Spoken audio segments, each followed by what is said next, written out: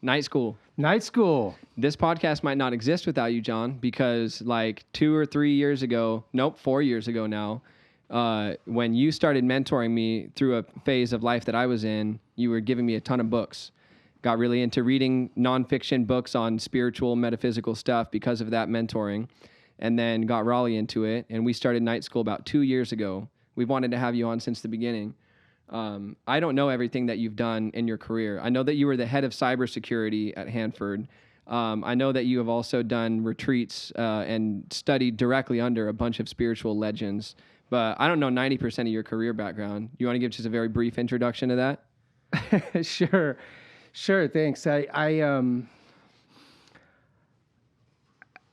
never thought that books would be enough for you 4 years ago, but I hoped that they might be a start. And I'm thrilled to be sitting here with you, but also to know that you've continued on that path in your own direction, in your own ways since that time. So it's awesome to come back around here in this space, by the way, right? Which is super dope. I mean, from a career perspective, I make money as a technologist. Like I do computer stuff, cybersecurity, software engineering.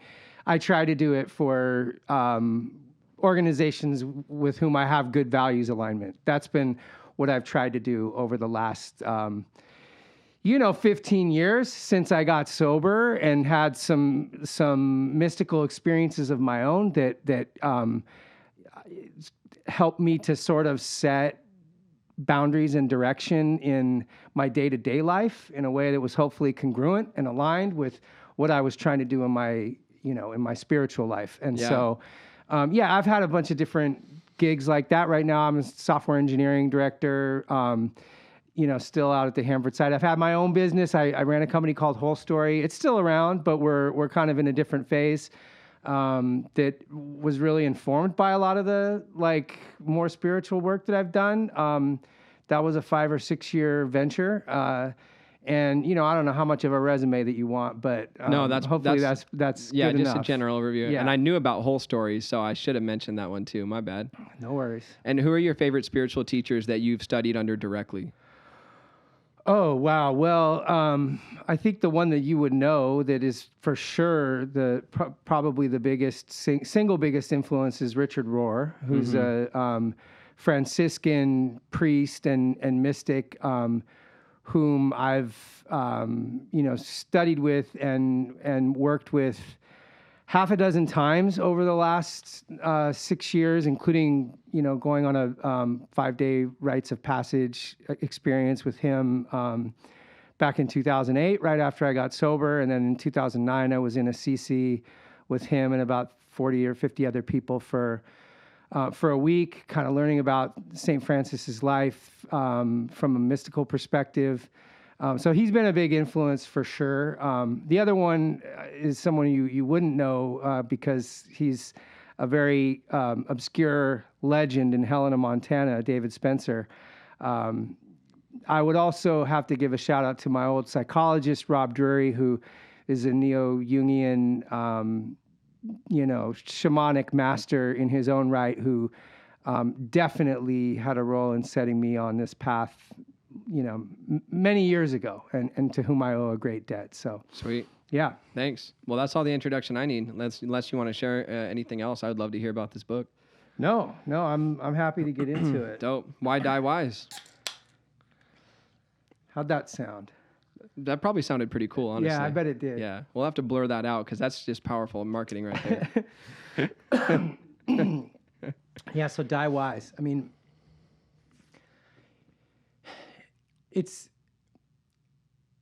I think to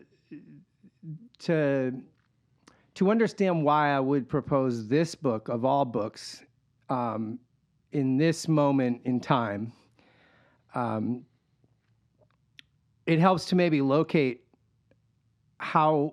where I was emotionally and spiritually when I encountered it, and the impact that it had on me and sort of rescuing me from a depression of sorts. I've had this, I think I've been sort of on this conscious spiritual journey at some level since even before I got sober, I always thought of myself as a seeker ever since I was in my 20s, ever since I discovered psychedelics. But for all the years that I progressively abused drugs and alcohol heavier and heavier, like the irony of the spiritual seeking I was doing, all the books I was reading and, trying to pretend like I was kind of living this spiritual life, that irony grew greater and greater. I would black out with, a book on Kabbalah on my chest and like wake up in the morning, And so in early sobriety, encountering Richard Rohr really helped me to start to channel my focus and take Christian mysticism seriously again, because I'd kind of been on this non-Christian, more Eastern or like Western esoteric trip for a lot of years prior to that. And through Richard, I encountered this whole mythological tradition, guys like Bill Bly and Michael Meade and Joseph Campbell and others who were part of their project was to revive this mythical tradition in the West, which had been lost and which Jung talked about too, but to do it in a very practical way. So like initiation rituals and literally getting together with a bunch of men and beating drums in the woods and stuff like that as part of the practice. And so, I had this kind of very real, not just exposure, but intense immersion in that world, especially from like 2007 to 2010, 11, 12, once I started having kids. And so in that sense, discovering Die Wise, shouldn't have maybe had the impact on me that it did, because the author, who I'll tell you more about in a minute, he is very much in that tradition. A lot of what he is drawing upon and building from is rooted in that recognition that something profound has been lost in Western culture from a mythical perspective, and then all of the cascading impacts of that. So you had already learned about a lot of that stuff, but something about this book just hit different when you found it? Something about this book, and something about, I think, what I've come to realize is the sort of the spiralic nature of my own spiritual journey, whereby, we're not really done. Like you think that it's like before enlightenment, chop wood, carry water. After enlightenment, chop wood, carry water. I had this whole series of profound growth experiences, mystical experiences that I think in my egoic self sort of made me think like I had made it. Right. You know what I'm saying? And so when the pandemic hit and, rising authoritarianism around the world, and in particular, a really deepening awareness and understanding, both at a scientific and an emotional level, of like the impacts of climate change. All of these things just hit different for me as a father. And it put me into this like really dark space in like 2000, 2001, where I kept future tripping in a way that I had previously trained myself not to do. But now with kids, some of that training seemed to weaken or fray, So you're saying 2000 and 2001, you would future trip a lot? No, yeah. Then you let go of that habit and let go of the future. And then, 2010 to 2012, you started popping out kids. Then times got dark, and now you're like, oh, my previous coping mechanisms for letting go of the future don't work anymore. That's right. I have to care about the future now. It's exactly right. And and this is big stuff. It's like existential stuff. And so always like framed around this idea of how am I going to be able to answer certain types of questions that I anticipate my children will be asking me in 10 years. Accurate, at like not leaving behind the negative and being hopeful sincerely. Right. We'll get to hope too. And so, okay, that's a lot of setup. That's a lot of lead in, but I encountered this book from a recommendation from someone who had gone on their own intensive journey around like acceptance, with whatever the outcome may be as it relates to climate change and our ecology and the earth, right? And that this book had been very important for that person on their journey of acceptance. And so I picked it up with that in mind, having no idea what it actually was, which is a book written by a dude who has, Stephen Jenkinson is his name. The book is called Die Wise. And, Stephen Jenkinson is a master's in theology from Harvard and a master's in social work from Columbia, and spent, in addition to being a cowboy and a musician and this really eclectic kind of professional background, which appeals to me, he also spent 20 years running the palliative care department at the largest hospital district in Canada. And what that meant is that he personally walked with 1,000 people or more in their final journeys to death, to dying. And his experiences shaped his understanding of what's missing and what's broken with our Western culture in some very specific ways. Mm-hmm. We're not very good at dying, are we? No, we're awful at dying. And, that's a great way to sum up, in some ways, the first half of the book. We're not good at it as individuals. We're not good at it as communities. We're not even good at it in a lot of our religious traditions where we should be, right? Where we should have more adeptness and seeing dying as a skill. Right. So it sounds like this is an incredibly holistic diagnosis and treatment of all of North America's pathology around dying. Yeah, I would say that's a big part of it. Though I would also be careful with the word treatment. I would say that Jenkinson does not offer any 3-point plan. Right. This is there's not a bulleted list at the end that says if we do these things we will be able to turn this ship around. Which isn't to say that he doesn't offer any alternative ways of seeing and doing some of the things that we're not doing or not doing right. Mm-hmm. It's just that those are really hard things to do. These are at a community or societal level. They are not impossible to do at an individual or community level, though. And I think that's the one of the things to take away from it. So yeah, he, that's what he does. He kind of starts out with the first 150 pages or something like that is he recounts that 20-year history. He basically kind of presents his bona fides. This is how I know that what I'm about to share with you from a philosophical and spiritual perspective is true and real. Not because I have a master's degree or two. I was about to make that joke. It's because I have 2 master's degrees. But because I've been in these streets, I've been in the trenches, I've been in hundreds of people's homes and listened to these conversations between the dying and their loved ones.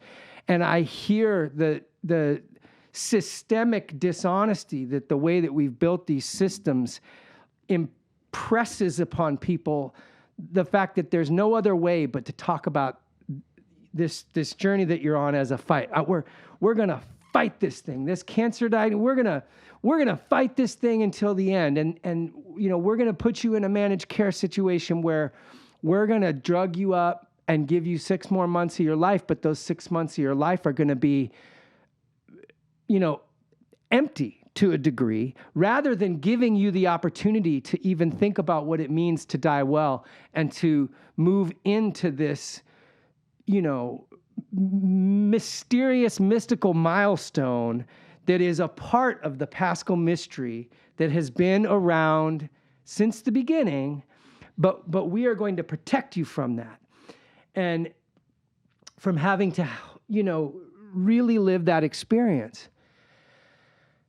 And he roots that in, the sense of American individualism and a lot of kind of diagnoses about what has happened in the last 500 years that's gotten us to a place where that's the norm, where we think of it as being, if somebody isn't getting all these crazy palliative care options, and if somebody gets a cancer diagnosis and we don't talk to them about the real choices around what it means to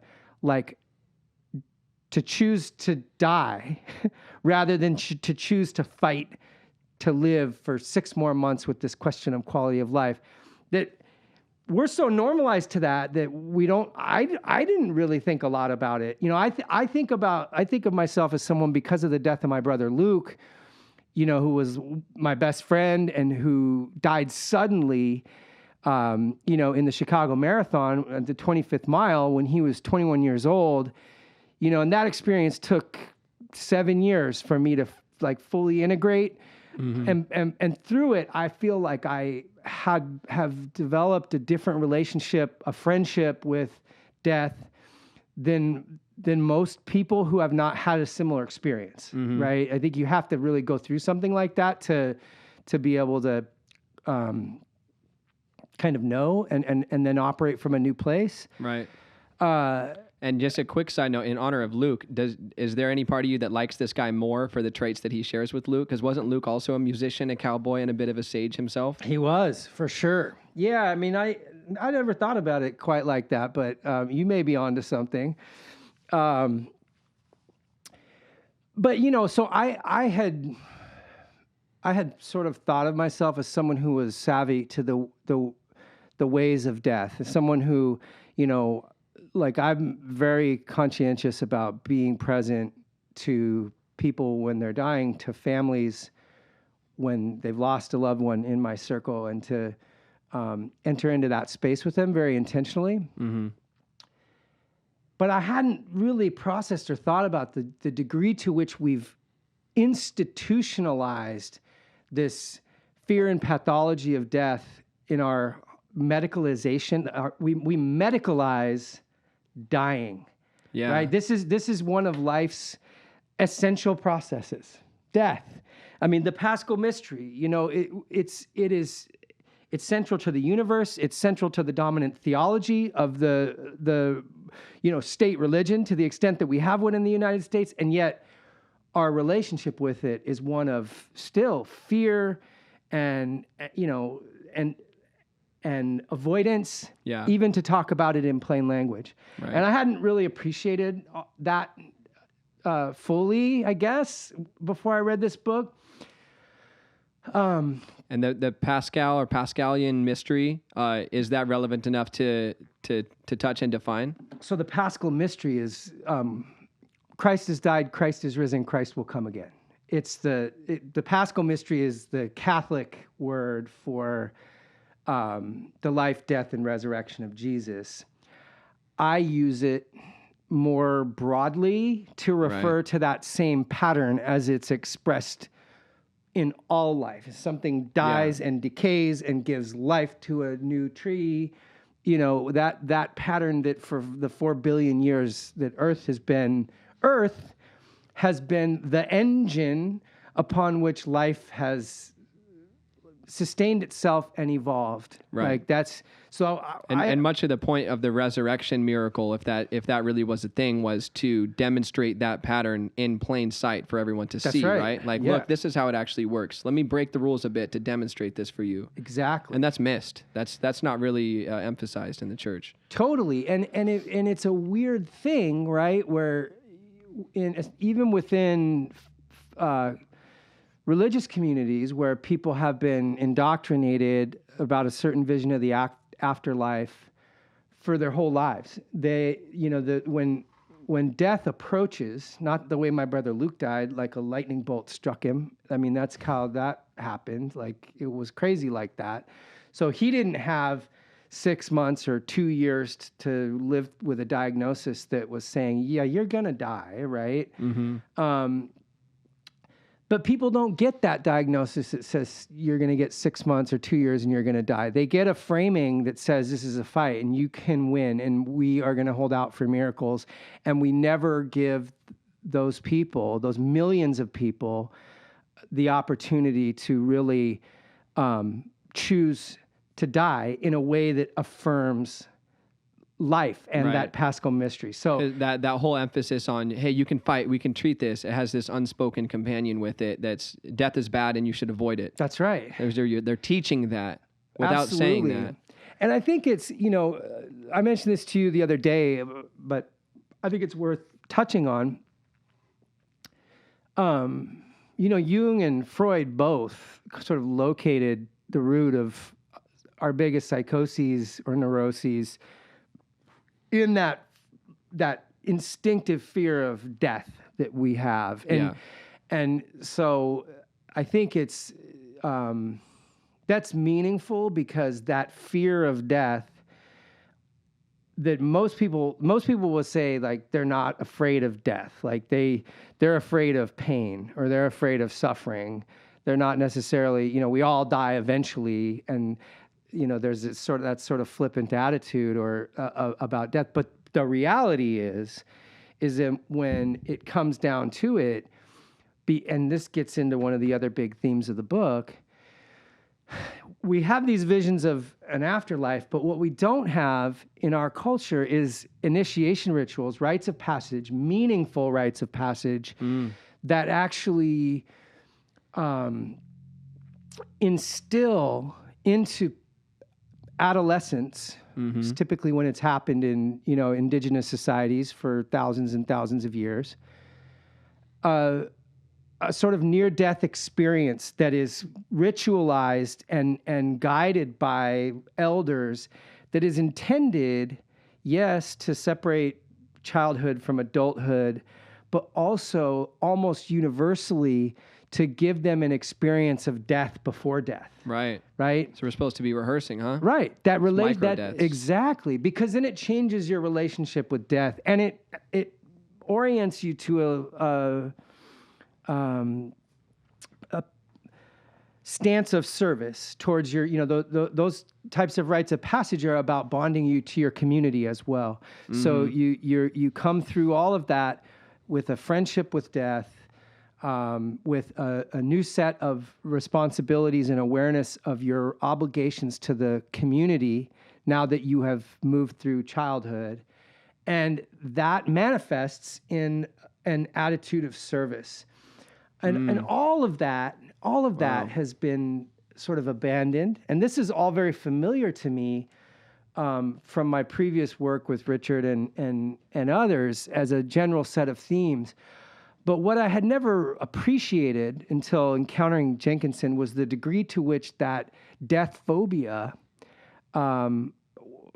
had like metastasized as a result of the loss of these initiation rituals. Yeah, Jung and Freud were right, for sure, but maybe not even Jung could have realized what the individualized, exceptionalistic, general mindset of,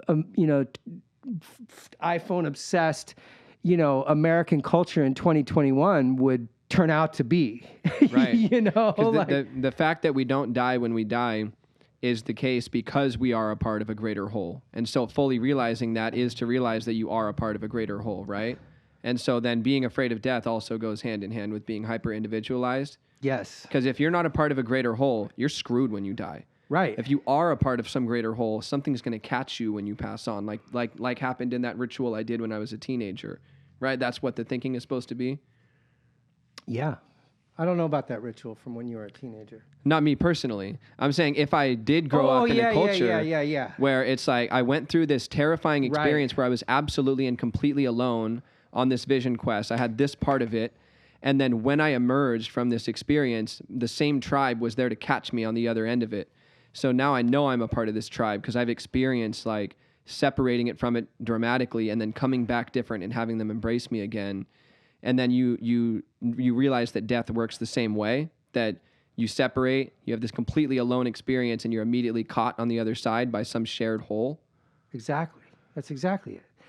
Yeah, and I think that where he is going with this, where Jenkinson is going with this, is to ultimately point to the way that we die, the way that we walk with the dying, as a means to start recovering some of what was lost when we lost those initiation rituals. And I just want to say one more thing, because I don't get to talk to too many people who have, because initiation happens anyway, right? The universe will initiate you. It happens anyway. You and I have both been through spontaneous initiations that manifested as what you would call psychosis at the mental level, or what you would call spiritual emergency at the soul level. Absolutely. We had to find our way through it. There was just no other choice. That's right. And you do have this experience of separating. My brother, who's my best friend in the world, who's right here, we couldn't have a conversation while I was in my initiation. I was totally alone. And then rejoined to the tribe, and the tribe re-embraced me at the end of the transformation. So my life just made it happen. It's like, hey, this is the part where, whether you like it or not, this is the part where this happens, right? Yeah, I'm going to read this quote real quick, if I can.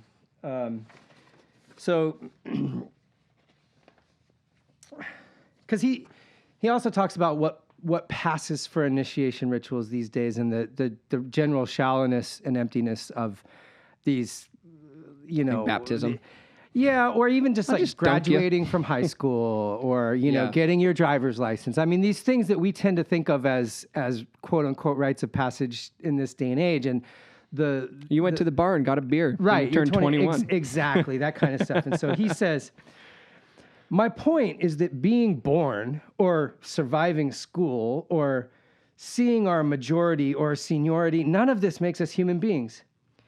If it is true that humanity is a skill and not a right, then there are very few people among us who are mentors and teachers of the epic skill of being human.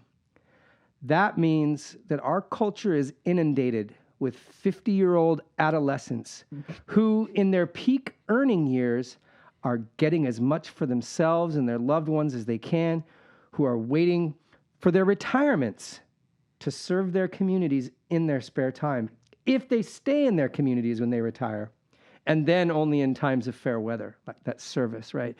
So, yeah. And that sort of diagnosis of the problem, like, to me, that just rings so true. Like, of what I see and experience around me, and when I watch how most people like react when they retire, like, it's now I can finally get some me time. Yeah, I mean. So I think what's unique, though, is that what is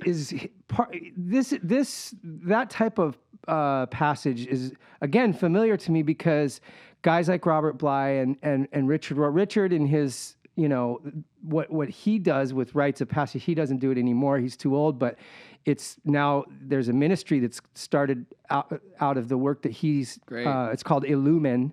And they do it all over the world. And these, 5, 6, 7 day men's rites of passage retreats for adults that are designed to recapture some of what was lost, and to give it to men even in their adulthood, right? And it's super powerful and it's super meaningful. And so in that context, I've heard this language before. What I never heard was somebody say, a starting point outside of going into the woods in a guided retreat type setting with a guy like Richard Rohr, which that's, I think, a pretty good attempt to try to recover some of this. Mm-hmm. But what Jenkinson is saying is that the way that we approach death and what we allow ourselves to learn from death right here, right now, is its own pathway back to that truth of what was lost. Right. And that's a big statement and a big claim, but he does like start to back it up. And actually, I think provide some really, though quite difficult, practical ways to put that into your own practice in life. That is a sweeping diagnosis right there. It is a very broad diagnosis. Sweeping diagnosis. And he doesn't claim ever to say, I've got the one universal fix for all these problems. But what he does say is that our relationship to death is one of the foundational pillars of what we've lost. Mm-hmm. You know, he goes back his school, so he still teaches. He has a school in Canada. It's called Orphan Wisdom, the Orphan Wisdom School, and you know the name is taken from the fact that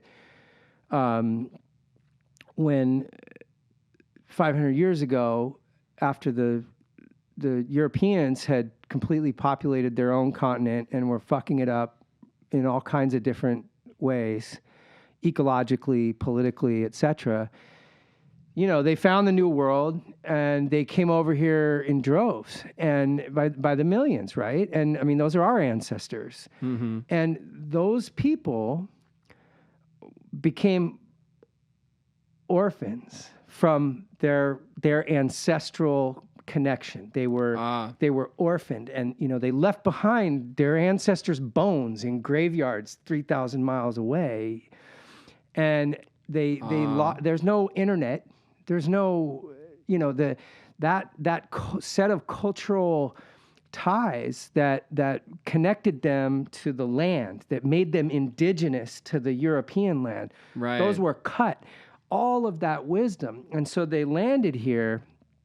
And they fucking broke the place. They committed genocide. They built a nation on the backs of slaves. And ultimately, you know, we're all trying to,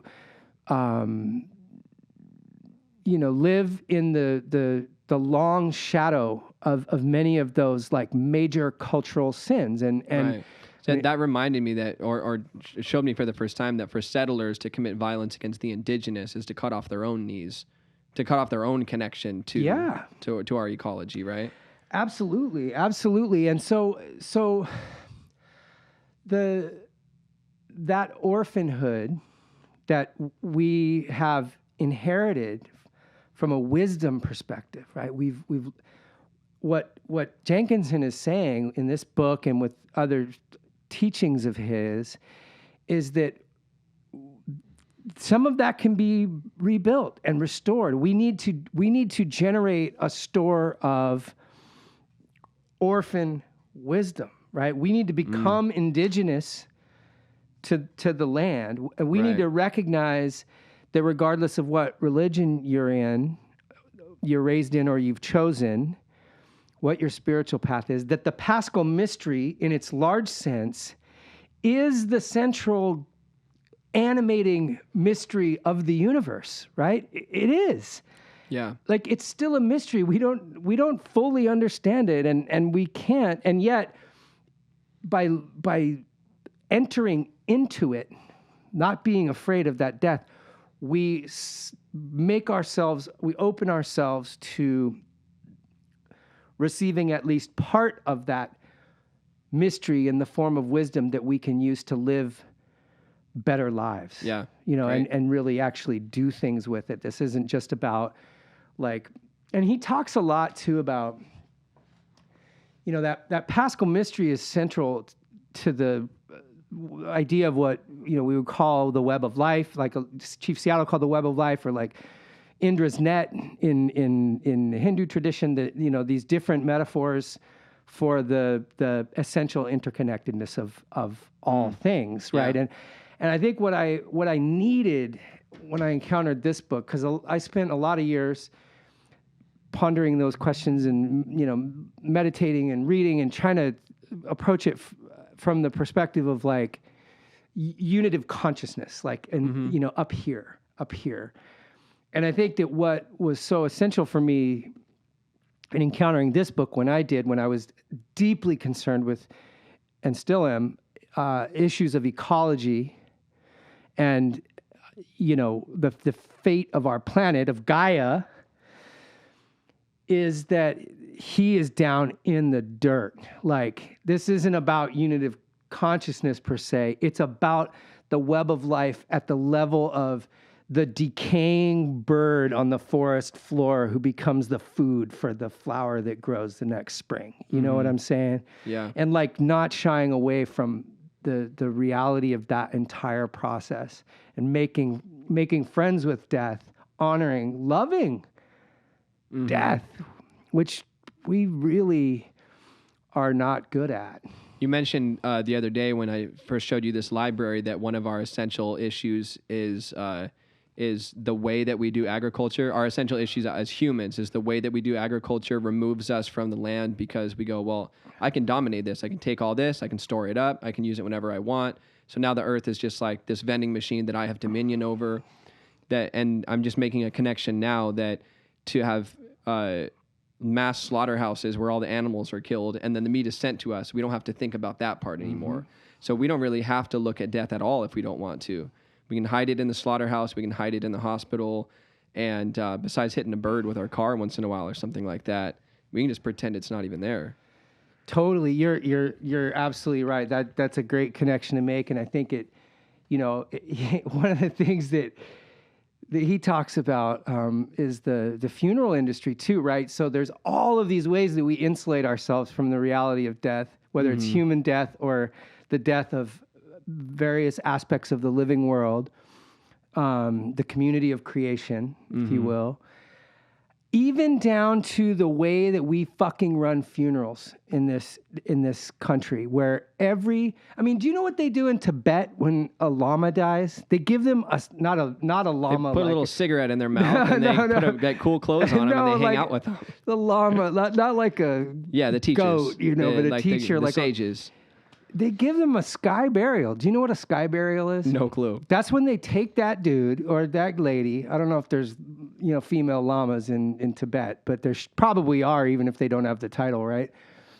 They take them to a sacred high point outside the town, top of a mountain, and they put them up on a raised dais and let the vultures come down and rip their body apart and eat it and make it food for the vultures and witness it. They bear witness to it. They are faithful witnesses to the offering of that body back to the land, to the birds. In this case, the sky burial takes them back up to the sky. Right. Like the idea that's not even legal in the United States. You couldn't do that if you wanted to. In the United States, the entire funeral industry, the entire burying process is regulated. There's only a couple states where you can do anything other than controlled cremation or, having the undertaker. I don't know what the right word is. The funeral homes, for lack of the more precise term, execute the whole process end to end. If you want to bury somebody in your own backyard burial plot, you can't. If you want, it is. And so what that has meant as that industry has emerged, is profit center, right? It's a very profitable industry, is that it's made it that much easier for people to simply, once it gets to that stage, so they've had a managed dying with lots of pain medications and have never learned in their life how to encounter death in a meaningful way. And the last 6 months, a year, when they've been on these drugs, they've not even then had the opportunity, because it's been instilled in them that they need to think about fighting this. And then when they do die, the funeral industry whisks away the body and processes it just like a piece of meat, And so it's one more way, to your earlier point, that we have insulated ourselves from one of the essential pillars of the Pascal mystery. And it's the first one, right? When you talk about it, Christ has died, in Christian terms. Christ has died, Christ is risen, Christ will come again. We are bypassing psychologically, spiritually, the depth and the import of that first pillar altogether, you know? And we're so illiterate mythically that we take meaningful core mythical stories like that so literally that we don't even get to really digest their wisdom. That's right. Absolutely. Yeah, man. So let me just take a pause here. I think that so we're going for 3 hours, right? Of course. I was thinking you would break the record. No, I mean, I think that, you know, one of the things that he emphasizes heavily, and we've kind of You're at 40 minutes, if you were curious. And you've read one of your 20 notes. So this is not something that, like doing things differently than we do things is not without precedent. The way that we are doing it, the way that we are encountering or avoiding death in our death-phobic culture is not the norm historically. This is a invention of, you know, the last 400-ish years. And in fact, there's still to this day cultures all over the world, and historically, you know, most cultures had ritual, had relationship with death that was more life-giving, and that transmitted the wisdom that was available from death to the community in perennial ways, right? It was part of the rhythm. And so this isn't about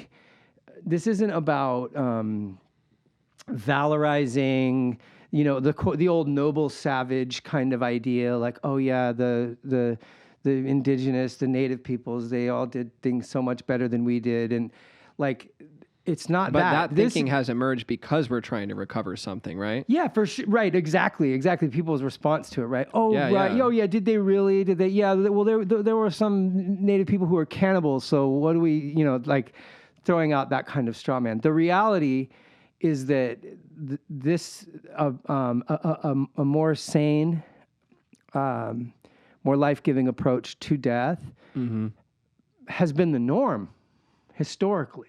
So you can't say that what we're doing is something that A, can't be recovered from, or B, you know, doesn't have alternative examples even now on planet Earth that are operative that we couldn't learn from. Like this is you know, something that is established. So yeah. Well, let's hear some more snippets from this guy. Yeah, I think that these are just a few of my highlights. I read this on a Kindle the first time. So I had these highlights, and I just pulled a few of them. Oh, wait. Just give me 1 second here. Yeah, no rush.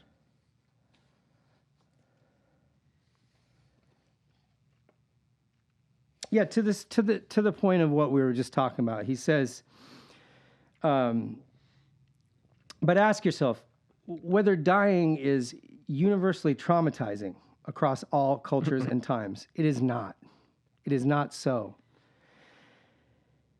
Dying is traumatizing when it is happening in a place and time that will not make room for dying in its way of living.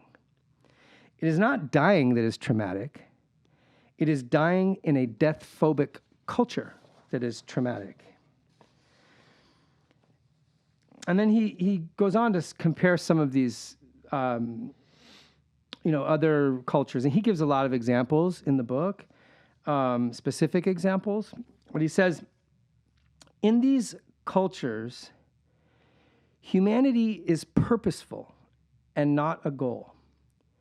Humans are to serve, and their humanity is needed by the world. We have no comparable person-making. We have no comparable foundation in service to our ancestry or our deities.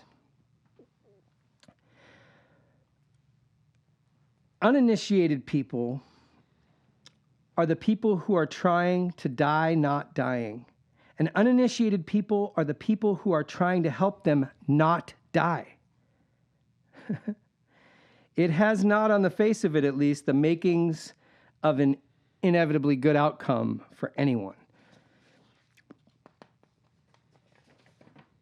So I want to talk for a minute about how he approaches the question of grief. That's the first item on my my first bullet. I think we're finally there.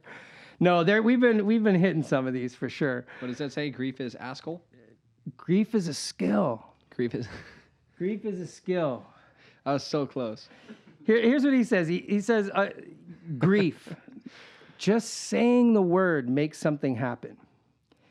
In the death trade, that's what he calls the palliative care world that he was in. In the death trade, it might be the word most spoken, but it is the word least spoken about. When I worked there, I heard it used almost always as a synonym. It was code for misery, depression, loss, bereavement, sorrow. Most people will speak of grief as if it comes out of nowhere, but grieving is being willing to see now what has become of us, what has been said, what we have been and done. Grieving is understanding. It is knowledge. It is the other side of love. And he goes on to talk about grief as a skill.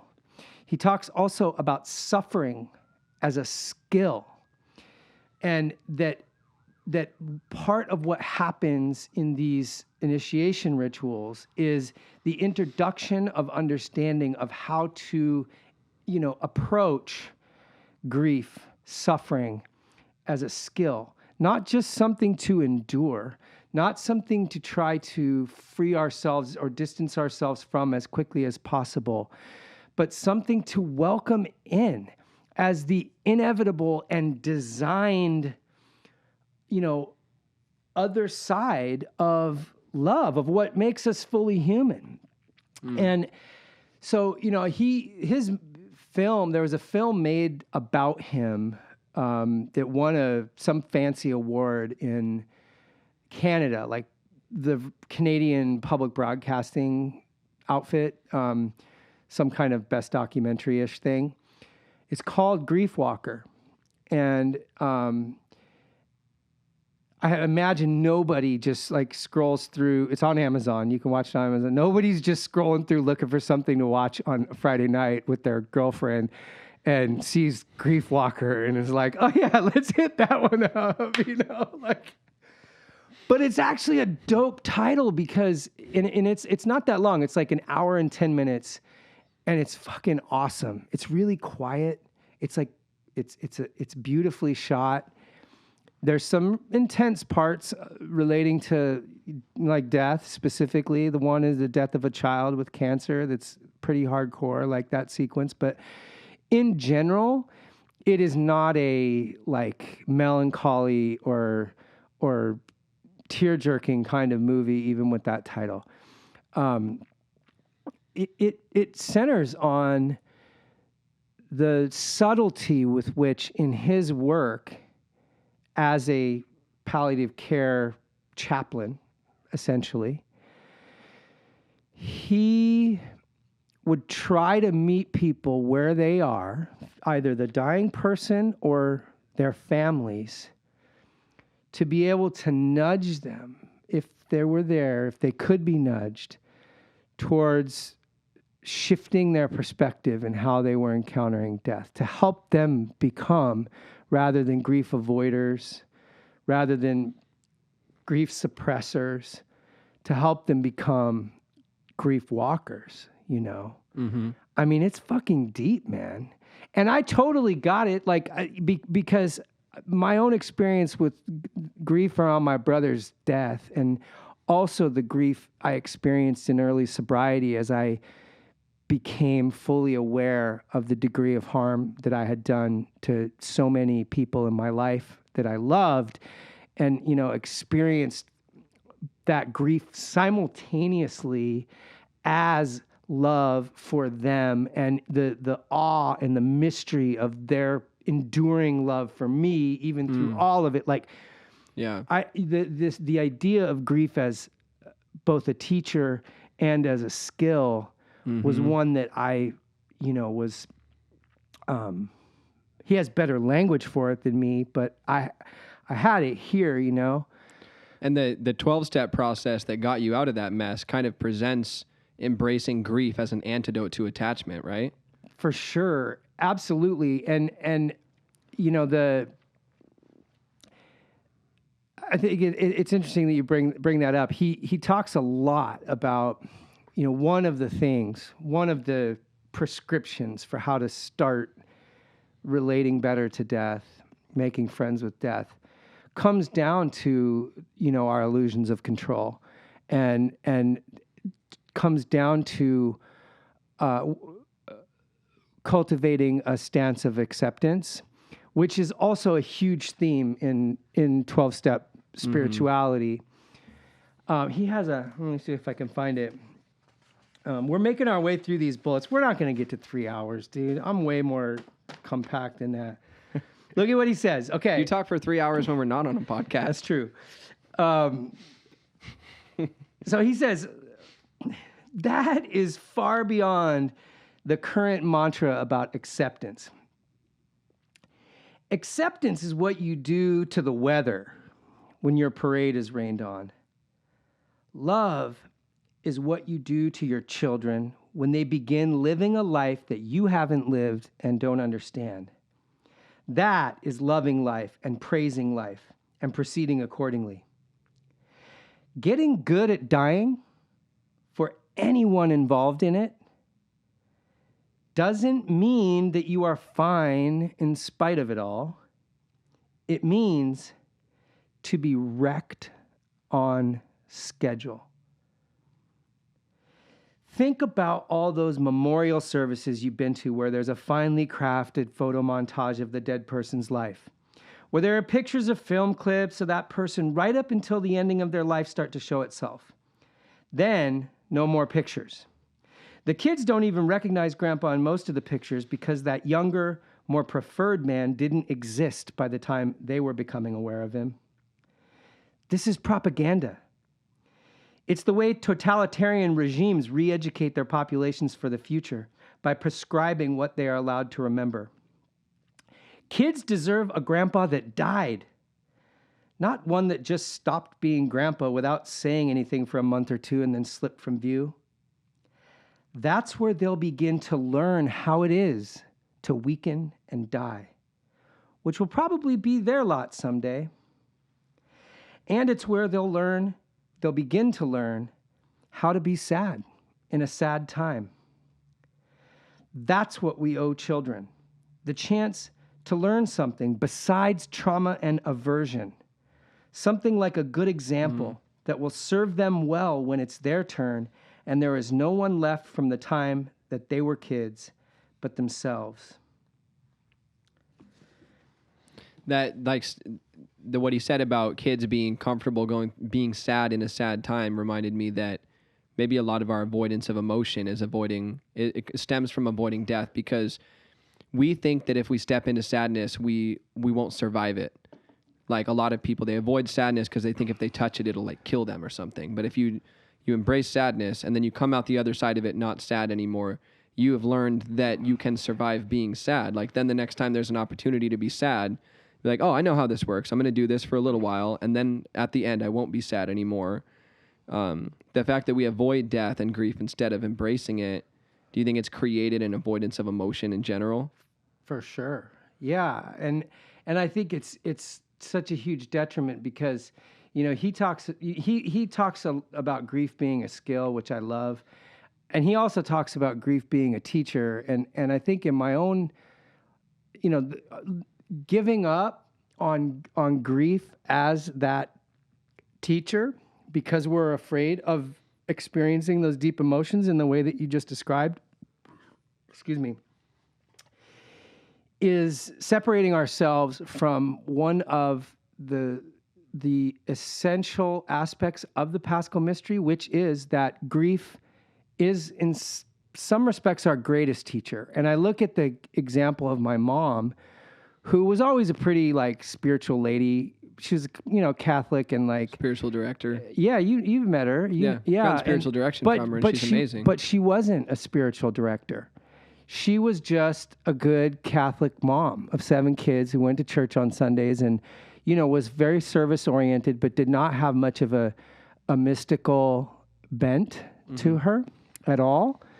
And after my brother died, she had guidance from Mays Leonard, who became later one of my teachers, and actually was who I went with to Assisi for that week with Richard Rohr and Mays Leonard. And what is Assisi?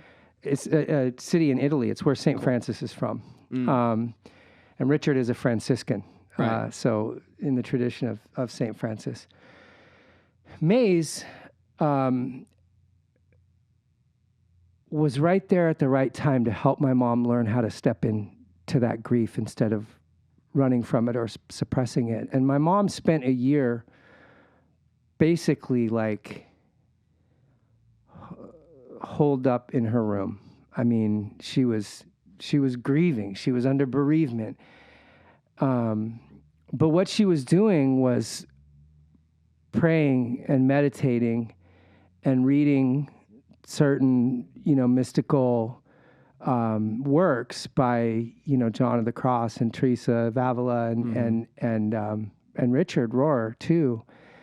And on the other side of that, she came out transformed by grief into the person who you've met, who is now a spiritual director who's helped hundreds of people, who is, a deeply wise woman that is like she's like a shining lumen. It's like when Gandalf in Lord of the Rings, Gandalf the Grey, they think he dies. And then he shows up later on in the story, luminous as, Gandalf the White. I mean, he's even a different color. My mom is a different color right now, than she was. Literally, she has a different glow and she has different powers and she has different access and connection to God, to the spiritual world. And it is all a result of stepping into and learning from and learning grief as a skill in that year. And I don't think that it has to be that,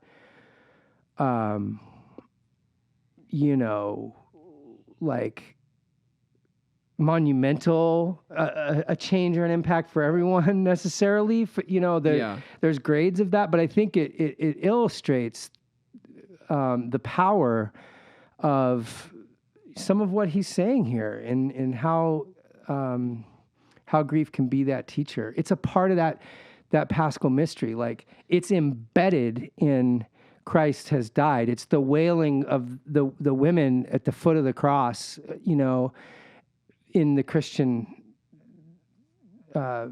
version of things. So your mom was spending that year grieving and trying to learn a level of mystery that could make her okay with what had happened? Was she saying, I need to expand until this makes sense to me, and until I do that, I just can't stop? Yeah, man, that's a good question. I wish she were here to answer it. I think that in the context of the conversation that we're having, I would say that in part she was in an accelerated timeline of assimilating some of the knowledge that Jenkinson is suggesting, that if we were intentional and ritualistic and communal about the way that we were doing A, initiation rituals, and B, death and dying rituals with the people in our lives, we would, by the time we were 30 or 40, have a whole different construct and framework inside of ourselves that we were approaching every death with, even the death of a child, right? And I don't think she had any of that. And so I think that year was for sure about building up some of that infrastructure in her and populating it with the mystical teachings of life and death of her tradition, that both helped her make sense of it, but then also like empowered that growth in her, I mean, she came out of it speaking a whole different language, like with authority, not a language that you picked up from books, right. A language with that language of lived, like transcendental experience. So there's a couple other things that, in terms of his prescription, like the things that we could and should be doing that I think are worth mentioning.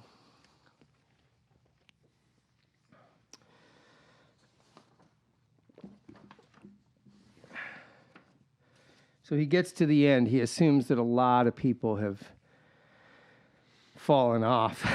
Have stopped reading? Yeah. He says, if you're still reading this, read a little more. Your spouse, unlike you, will probably stumble into his or her dying time unescorted. You won't be there to help.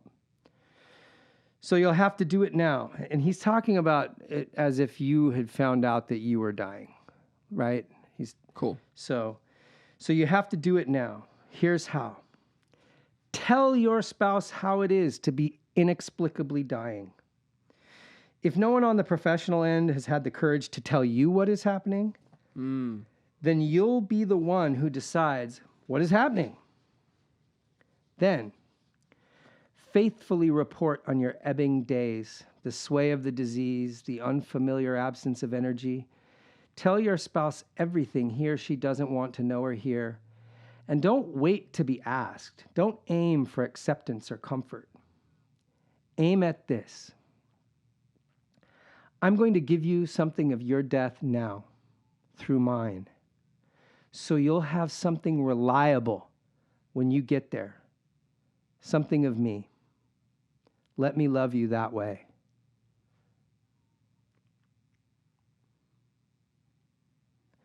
He also offers this.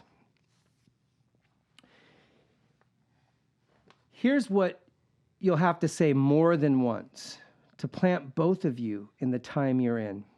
You say, I don't want to be too lonely before I have to be. I'm not going to sit with all this by myself waiting for you to be ready to talk about it. So here goes. Tell me, please, what you think about when you look off into the distance, turned entirely inward. Likely, I won't have someone to ask me these things when it's my turn. Tell me, please, what is it to be dying? What should I learn now to help me when it's my turn? Those who do so are those who cultivate the ability to be faithful witnesses, which is what I think that we're all called to learn how to be, who are willing to learn how things must be, even when, especially when how it must be doesn't include what they wish for. It is this ability that makes being useful to dying people possible. On a good day, this is a very demanding thing. It asks a lot of our humanity and our love of life to be willing to serve its end faithfully, to love life in that way too. I've seen people do it though. He talks about... Well, I have a quick question before you move on. What does it mean to be a faithful witness? And why does embracing death epitomize what it means to be a faithful witness? Yeah, I mean, I think that's a pretty tricky question for me because,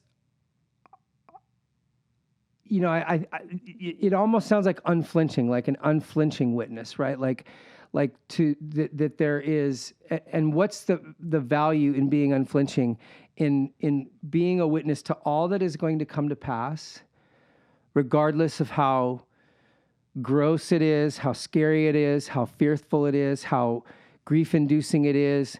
I will be here to bear witness to it.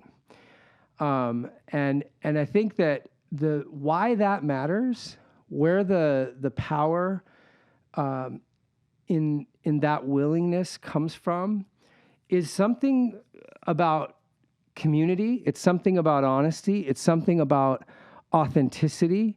It's something about the fact that failure to do so inevitably leads to suppression of something real, even if we don't fully have words for it. And anytime we suppress something like that, it has a tendency to come out in unexpected and unhealthy ways. Right. In the foreword to this book, this guy Martin Shaw, who I don't really know too much about, but he kind of sounds like a badass. He talks about, I forget the name of the word. Actually, I can tell you.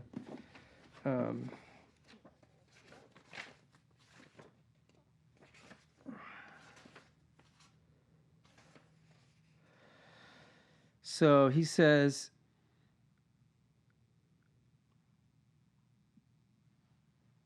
we could call this capacity, he's kind of talking about what we're talking about right now, what we would be bearing witness to, and the capacity to bear that witness. Mm-hmm.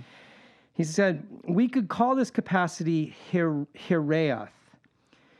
It's a Welsh word that has no direct English counterpart, but the nearest we can get is still something rather beautiful. The old hurt. A noble thing, highly prized, the root of all functioning ritual.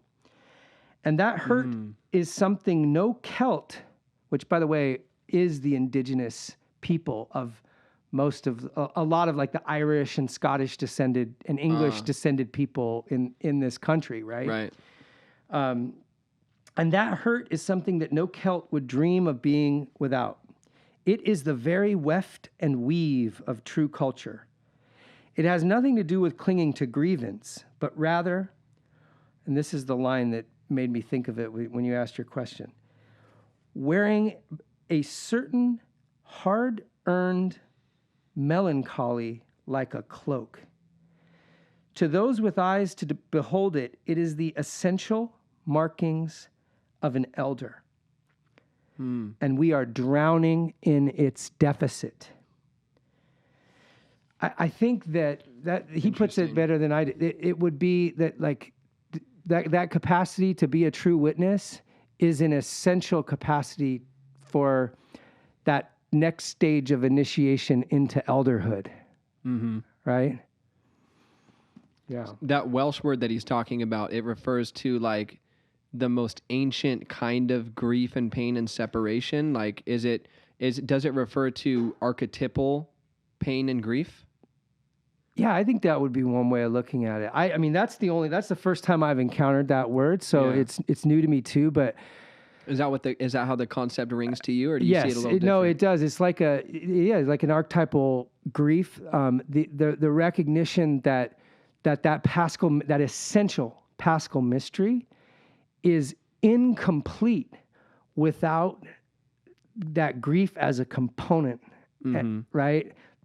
So we can't fully participate in the mystery of life without welcoming that piece of it in. And we can't do that without being true witnesses to the whole process, right?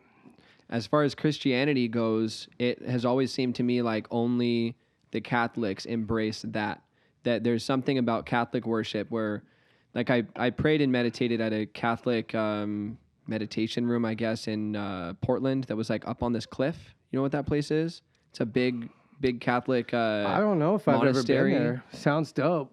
Well, it is dope, and it's tragic because it's a meditation room, and then right in the center of the room there's a big chair that Mary is sitting in, holding dead Jesus, and it's very, very, very realistic.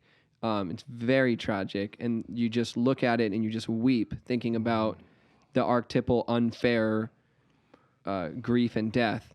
And then once you go through that, that's what I did there. It felt like that's what you're supposed to do there. Then at the end of that, there's this totally unspeakable joy that is the opposite of that archetypal grief. And like I see the Catholics worshiping like that, and I think it's just brilliant. And I don't see any other Christians worshiping like that. Yeah, I mean, there's that, Catholics like to talk about how Protestants fucked up when they took Jesus off the cross. Because if you go into a lot of Protestant churches, most Protestant churches, there's, it's just a cross. There's no Jesus on the crucifix. And I think that you're onto something a little bit there. I had the same experience. It sounds like not in Portland though. I was in Rome, and the Pietà, Michelangelo's original sculpture of Mary holding Jesus, is there, and it's so powerful that I was there with Maze. We went there. I had just been with Richard Rohr for 5 or 6 days in Assisi. And then we went to Rome, and I was standing in front of the Pietà, and there's 150 people around or whatever, and I'm just weeping. And what I was thinking about was when my sister Shannon was in Chicago at the Chicago Marathon, she was in the audience, and she was the one who had to identify my brother Luke's body at the morgue. And I was just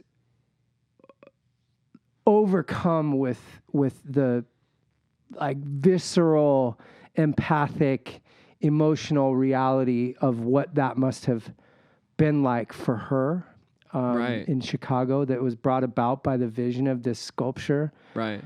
And I do think that the power of art and imagery to allow us to access music, to allow us to access grief in a way that we can then let it work on us and eventually work with it, is, more present in the Catholic tradition than in the Protestant tradition, for sure. But it doesn't. I think it's also a-religious. I think when we suppress grief, when we bottle it up, when we don't welcome it in that way, then a song, a smell, can unlock it and break us in unexpected ways too. So it doesn't go anywhere. It's still there, Yeah. Yeah. Mm-hmm. Yeah. Wow. Well, I'm going to just check and see if there were any other. And if you're curious about time, you're at 1:12. See, that's pretty good. Pretty action-packed last 30 minutes. Well, we've talked a lot about the initiation stuff. I'm only vaguely familiar with initiation. Someone who's not at all familiar with initiation is probably curious how exactly a rite of passage or ritual grants someone a micro death rehearsal. You got any details on how those work? Yeah, sure. So there's millions of variations on how this has been practiced in different indigenous cultures all across the world for 10,000 plus years. And anyone interested, in digging deep can look up Joseph Campbell, Michael Meade, initiation ritual. Google that, and you'll have all you need to get you started. But it's one of the things that when Mircea Eliade, when I think that's how you pronounce his name, but dang it, I was about to say finally I know how to pronounce his name. Yeah, but these folks who in the early and mid 20th century, anthropologists started cataloging the myths and rituals of all these different cultures all over the world, and the most famous of the insights that emerged from that scholarly pursuit was Joseph Campbell's Hero with 1,000 Faces, and the so-called monomyth, the hero's journey that you saw everywhere across the world, and that we now know from Star Wars, right? But similar in commonality was the fact that most of these cultures have these initiation rituals where and it's particularly for boys, but not exclusively, women have their own natural initiation ritual with menstruation that the female members of the tribe would gather around and structure ritual accordingly with, but the boys didn't. And the boys, have this sort of natural aggression that needed to be tempered, and the energy associated with it reoriented towards the communal values of the tribe or of the group. So the initiation rituals might be you're buried alive for 3 days, or that's a common one, or you are. How does that work and allow the person to breathe? Well, they're buried in such a way as to so that they still can breathe with their head above the ground, and then but they have to suffer through bugs and night and fear and whatever animals. They might die. In the Native American traditions is commonly a vision quest. That's one that most people are familiar with, where you are sent out into the woods for multiple days with no food and no water.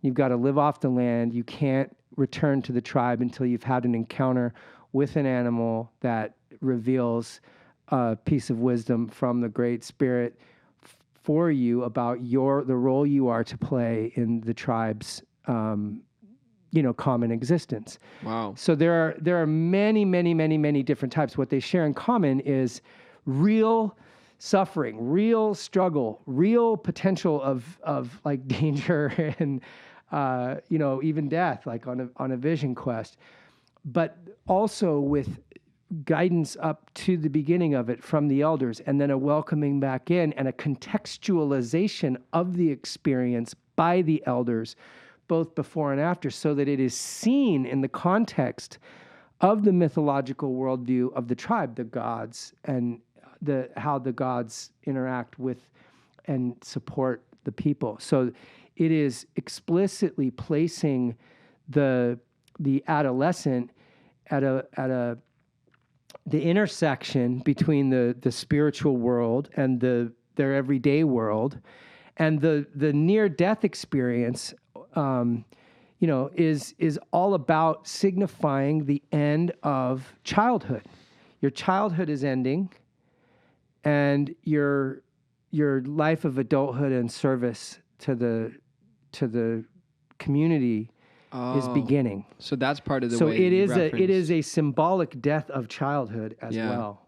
You referenced earlier that initiation teaches you devotion to the whole, to the tribe, and I interpreted that as a little differently. One of the things you're saying is that at the initiation, you figure out what your life purpose is, and from that point forward, you're responsible to bear that cross. You have to have that responsibility for the rest of your life. Up until then, it's like, hey, you can stack up debt for those first however many years. You can party, smoke weed every day. Right. Yeah. And then after that, now that you have a purpose, you have an assignment, you know who you are and what you are and why you are, now you're responsible from here on forward. That's right. And that's why, Jenkinson talks about the fact that one of our biggest issues with our culture is that we have no sense of obligation to anyone except ourselves. It's all about stacking paper, getting mine, like, and maybe for me and my family, my inheritance, but there is a, we have communities, okay? We all live in communities, but there are essential aspects of what it used to mean to be a community that we have lost in the West. And he's Canadian, by the way. He's not just talking shit about the U.S. He's talking about Western culture as typified by Canada and the United States, particularly. Right. That's really who is under his lens. But it's also the case that the values that have been wrought in, the rich West, because of the power of mass media, et cetera, have now in many respects been like not forced upon. Some of them have been welcomed, right? But they've disseminated throughout the world, right? Yeah. So it's a... Oh, throughout the world. I didn't catch that, I think that American cultural values for sure have been spread beyond our own borders, and he sees that. But he really is focusing on Canada and the U.S. Right. culturally. Right. So Hollywood is subtly probably teaching the rest of the world to be afraid of death too. Yeah, for sure. I mean, it's funny you say that, like, because there's such a capriciousness with which death is handled in a lot of movies. I mean, it's just guns and, all of that. And so there's this casual, like, cavalierness. But that doesn't seem to have done anything to, like, impress upon. We can only treat it flippantly because we ignore what it actually is. Yeah, that's maybe a good way to see it. I think that's right. Yeah.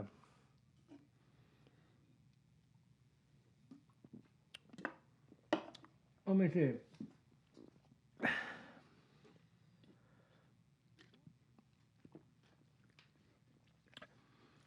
So he kind of builds off of that last quote that I read a minute ago, and he says,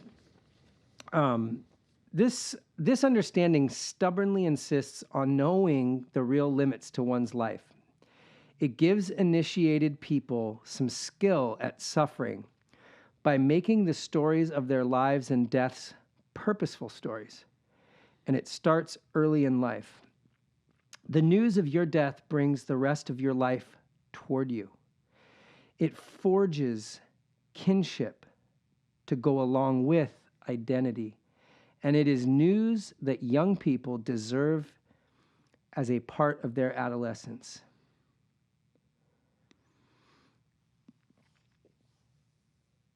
One of the eternal verities, an obligation we have to the life that we have been given to us. When dying is understood as justice, mercy, a sign of the compassion that is stitched into the fabric of life itself, that understanding is a midwife that can bring us into a world-loving, community-serving love of life. That is its power. The news of our dying is the initiation into life that we are seeking. Which is just wild for me to read that. Like, I mean, the news of our dying. And you know what? When do we get that news? We get it when we're adolescents, if we're in one of these indigenous cultures. In our culture, if we get that cancer diagnosis, we don't even get that news then. We don't get you're not dying. You're not going to die. Like, you can beat this thing. It's weird. I've said that to many people who have had terminal diagnoses. Like, you can beat this. We're going to, miracles happen, which is all true. Like, he's not advocating for people to not just go out Bob take Marley. chemo ever. That's not what he's saying. Like, he's not saying that. He talks about that elsewhere, Yeah. So there's some subtlety to that. But I don't know. This initiation stuff has just got me thinking. I think I'm all out of quotes, but I will share. I had been introduced to Richard Rohr 2 years before I got sober, and then I had his book Everything Belongs, which I think you read, and I knew that it was so threatening to me and to my alcoholism and addiction that I carried it around for like 2 years in my backpack without opening it. And then when I was in treatment, inpatient, I read it, and it was like a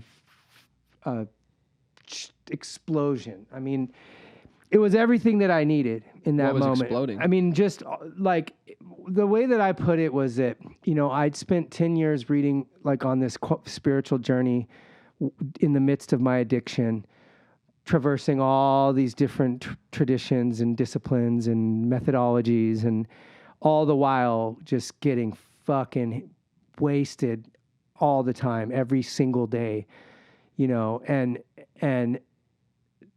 like it was all theory, no practice, all knowledge in the head, nothing in the heart and gut, right?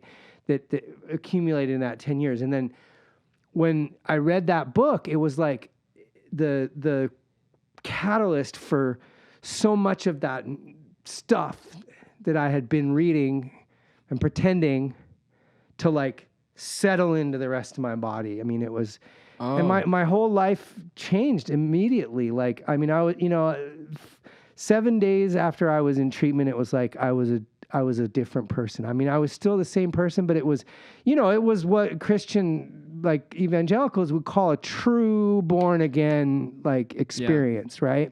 So are you saying the 10 years of seeking, maybe you were seeking spirituality for the sake of avoidance or something like that? And you had like... I had a genuine calling towards, but I think I've now come to realize that I'm not that unique, that there was a lot of people like me who were trying to, as we would say in AA, like fill that God-shaped hole. And I was trying to fill it simultaneously with spiritual books and like whiskey and cocaine all at the same time, Yeah. But I didn't know how to like pull one of those ingredients out or two. But I think that what happened then is that I went to a CC with Richard, and then I heard about this men's rites of passage that he had done, because he'd been on this initiation thing, believing strongly that it was crucial to the renewal of like community and whole men specifically. And so I asked my dad. I had made I talked about the grief of realizing how much pain I'd caused, and made this amends to my dad. And so I asked him to come with me. And so me and my dad went to Illinois, to this big state park about an hour and a half outside of Chicago, with about 60 other men, for this 5-day immersive men's rites of passage initiation in the woods with Richard. Richard was like the lead, they call him the weaver, the person who's weaving the experience, head wizard. And that experience with my dad, they usually don't let fathers and sons go on those together. You have to kind of go through a special vetting because they don't necessarily want people like working out their daddy issues in that context. So they kind of want to make sure that was not the purpose. But that experience for both of us, for me and for him, like it was designed to not mimic, but to recreate for our modern times the experience that none of us got as adolescents, that we all need and crave because we're missing part of that Pascal mystery, because our culture doesn't give it to us, and most of our religions don't give it to us, to restore that like missing piece of our hearts and our guts and our muscles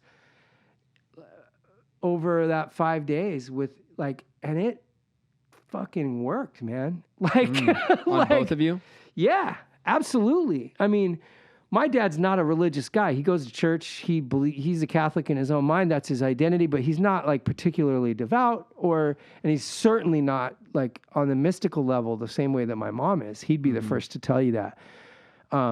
But it kind of channeled us it hit each of us differently. I won't say that we had the identical experience, but for both of us, it was powerfully restorative, and it set the direction and the like the values centering at a practical level for me, that because I was in 2008, that led me to getting married and becoming a father, like from an identity perspective. What is my purpose? I was thinking about becoming a monk, right. Really.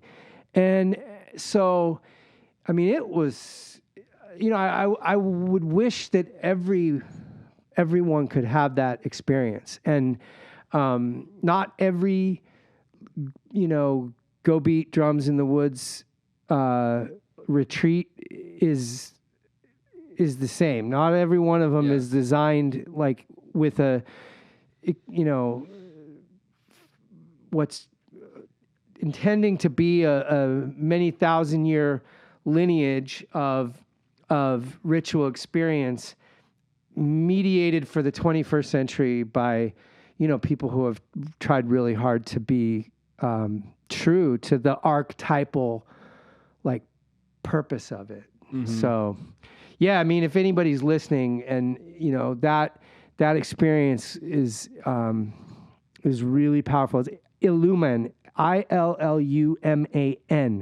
is the name of the organization that runs these. And they do them in like 8 or 10 places around the country every year, and they have a Washington State Illuman group as well that does a few things here each year. What's that cost? I don't know. I can't remember. It's not, they try to make it accessible for people, and they do offer scholarships and stuff like that for folks who may not be able to cover the whole thing. But I don't want to misquote the price point. Sure. Yep. Well, that was a pretty good amount of coverage. We're at exactly 1:30.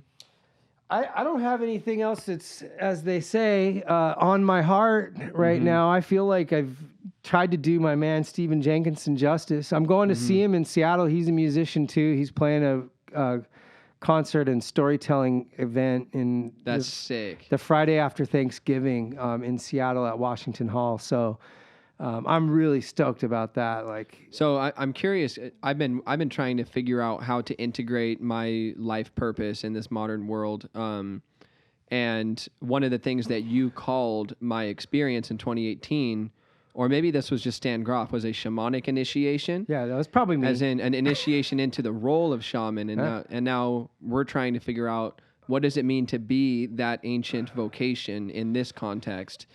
Do you see him as a shaman, Jenkinson? Because they are also musicians and storytellers, as well as healers and priests, right? Totally. He never uses that word to describe himself, even though he's like very tied in with the Canadian First Peoples who surround him where he lives. Oh, interesting. And so his spirituality is very indigenous in character. And 100%, I see him as a shaman in that sense. I think there's a little bit of a cultural appropriation danger when we white people take on an identity as a shaman. I've talked about myself and my vocation in that way in the past. I gave a talk here in the Tri-Cities to like 250 people in 2015 for this conference, TriConf, that where I talked about my experience at in Carondelet and my own spiritual emergency in explicitly shamanic terms, and I still see it that way. I'm just careful about how I define myself. I using indigenous terms. I'm more careful now than I was in 2015. That being said, and you might have asked a quick question about that. Is that because we can't be true to that vocation, living in the disconnected culture that we are, without being initiated into a more connected ecology by people who are living more indigenously? Is that the reason for using that word as a danger? I think that's part of it. I think that there's like this Western idea of shamanism that it comes out of a anthropological worldview where much as we have with initiation ceremonies and with the monomyth, we've in the West have recognized that indigenous cultures throughout the world have these common elements, one of which is the medicine man, the shaman, this person who serves that role. And so we've applied this label. But it is not a label that is used by all of the, we've sort of flattened it, homogenized it. And in this part of the world or this tribe or this culture, they may not use the word shaman. And there are some things that, they may spirit travel explicitly, using musical instruments over here, and they may use different terms and use psychedelic drugs over here, and they're not all the same. Mm-hmm. And so then when, there's in the New Age world, especially over the last 20 years, the New Age, like capitalist New Age spaces, there's a lot of people who have adopted that identity and title without any lineage, charging money for their services, appropriating aspects of magic and culture that they don't really know anything about. They've never received direct transmission. They've just read it in a book. And so it's something that people who do have that lineage and that direct transmission, that I've just, especially in the last 5 years or so, I've become aware that a lot of those folks who do hold those, they're wisdom keepers they're shamans themselves and they're wisdom keepers, and they don't appreciate that kind of appropriation. They're not filing lawsuits. It's just a matter of respect. And so, right. As someone who does consider myself on my better days to be a healer, as someone who has spent a lot of years trying to learn various types of, healing myself and then being able to share that knowledge with other people, I do, in this privacy of my own head and heart, very much take inspiration and guidance from and see myself as a participant in that larger, quote unquote, shamanic tradition. That was quite a caveat. Though I would never like put shaman on a business card. You know what I'm saying? Right. Like, but internally it connects you to your dharma. For sure. This is the spirit that I hope to animate me. And actually, back to this word that we were using here, I think that, and I'm not as deep into this as I want to, because I've gotten just distracted by ecology issues over the last couple of years. But I do think that there's for those who are drawn in that direction, to understand your own heritage and to recognize that, like, just even based on what you look like, your skin, your hair color, etc., that there's a rich, druidic, shamanic type tradition as well that doesn't get as much attention around here as, the more like Native American, the locally indigenous shamanistic practices. Right. But I think that is a tradition that I nowadays encourage people who have a penchant towards that kind of thing to really explore. Go back through their own roots. Yeah. Interesting. Yeah. Cool. Well, I think we're at a great stopping point. Do you have any other thoughts? I don't think so, man. I feel good. It feels great to be able to talk about this kind of stuff with people who want to listen to it, because I don't get to do that. We sure do, bro. My wife will not listen to me freaking talk like this for an hour and a half. Yeah, she'll give you 15 minutes, right? But an hour and 37. Absolutely, and she's cool, and she loves my stuff, but she doesn't love it this much, Well, she's heard it 1,000 times, but you don't remember that when you want to talk about it. Right. Well, you're welcome back every Wednesday, as far as we're concerned, man. Awesome. Well, thank you. Thank you. It's great to be here. Night school. Thanks. Night school.